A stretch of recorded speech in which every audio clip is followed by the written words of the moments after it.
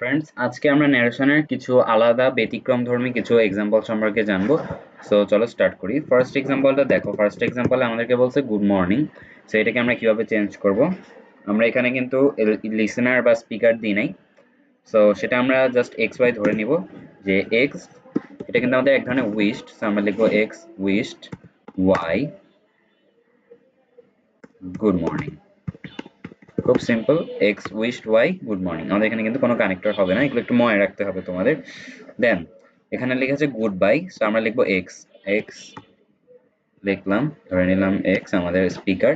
দেখো good bye জিনিসটা কিন্তু আসলে কোনো উইশড না, এটা এক ধরনের বিদায়। বিদায় মানে এক ধরনের কষ্ট। সো আমরা এখানে লিখবো bade Y good bye.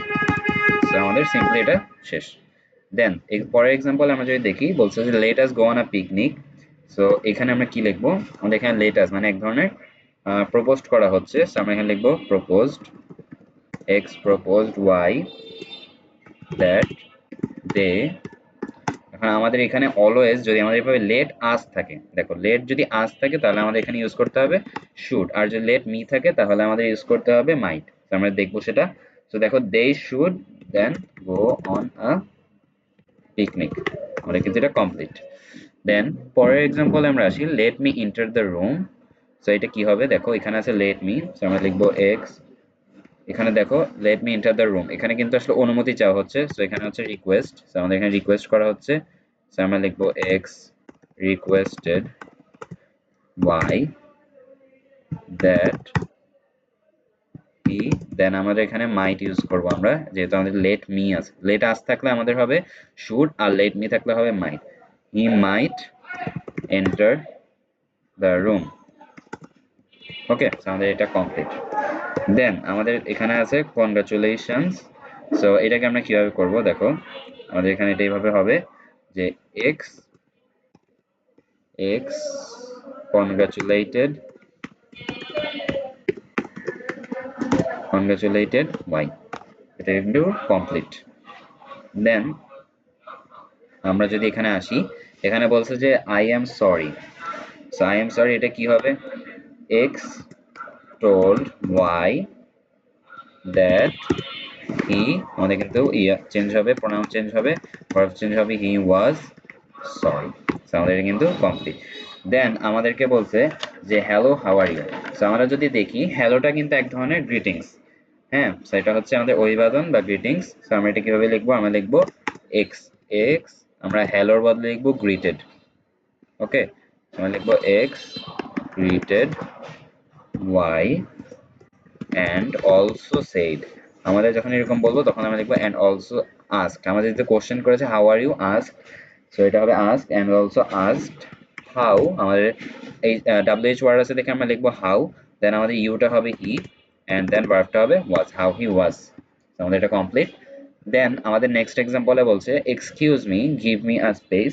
So excuse me মানে কি? অ্যাটেনশন ড্র করার জন্য মানুষ বলে এক্সকিউজ মি।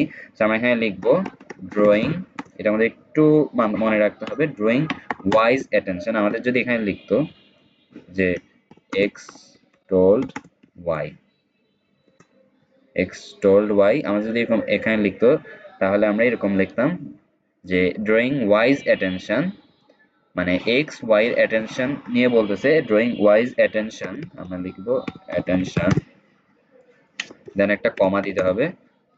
না, এখানে কমা হবে না, আমাদের কিন্তু এই ন্যারেশনে কমা দেওয়া যাবে না, সরি।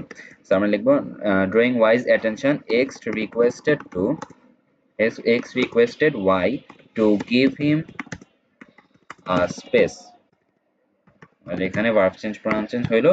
সো আমাদের এখানে বলছে drawing Y's attention X requested Y to give him a space. So এইটা আমাদের কমপ্লিট। এন্ড আমাদের লাস্ট এক্সাম্পলে আমাদের বলছে হাউ মেরিটোরিয়াস ইউ আর। এটা কিন্তু আমাদের একটা এক্সক্লেমেটরি সেন্টেন্স। এন্ড আমাদের প্রিভিয়াস ভিডিওতে, গতদিনে যে ভিডিওটা আমরা পাবলিশ করেছিলাম, সেখানে আমরা ইম্পারেটিভ, অবজেক্টিভ এন্ড এক্সক্লেমেটরি এই তিনটে সম্পর্কে আমরা কিছু এক্সাম্পলস দেখেছিলাম। সো এটাও তাদের মধ্যে একটা, আমরা একটু প্র্যাকটিসের জন্য এটা দিয়েছি। সো আমরা লিখবো x exclaimed, X exclaimed with wonder, আমাদের এখানে with wonder that Y was very very meritorious। ওকে, আমাদের এটা কিন্তু কমপ্লিট। সো দেখো আজকে আমরা কিছু এক্সাম্পলস দেখালাম, এন্ড এক্সাম্পলস এর কিছু কিছু জিনিস তোমাদের মনে রাখতে হবে, যেমন ধরো এই এক্সাম্পলসটা তোমাদের মনে রাখতে হবে। দেন আমাদের এখানে যে গুড বাই, যেটা এখানে বেড হবে, এটা তোমাদের মনে রাখতে হবে।